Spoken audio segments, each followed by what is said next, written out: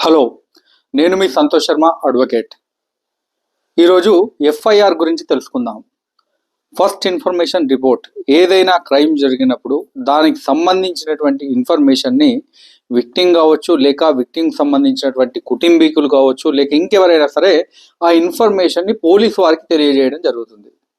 Based on that information police has to register the case. ఒకవేళ cognisable case అయితే అది FIR చేస్తారు. Non cognisable case అయితే డైరీలో ఎంట్రీ చేయడం జరుగుతుంది. మరి కాగ్నిజబుల్ నేరాల్లో ఎఫ్ఐఆర్ అనేటువంటిది మ్యాండేటరీ అని సుప్రీంకోర్టు స్పష్టం చేసింది.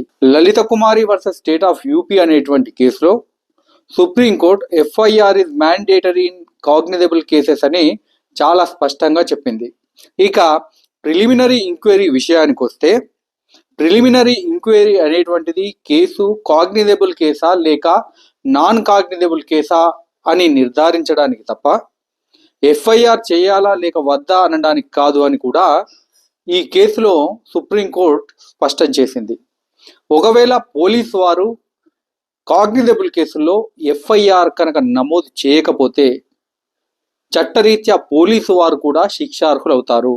మరి ఏ విధంగా పోలీసు వారు కాగ్నిజబుల్ కేసుల్లో ఎఫ్ఐఆర్ రిజిస్టర్ చేయకపోతే శిక్షార్హులవుతారు, ఏ ప్రొవిజన్ ఏ సెక్షన్ అప్లికేబుల్ అవుతుంది అనేటువంటి ఇంట్రెస్టింగ్ విషయాలను అప్డేట్స్ను తెలుసుకోవడానికి నా ఛానల్ని లైక్ చేయండి, సబ్స్క్రైబ్ చేయండి, షేర్ చేయండి. Stay tuned.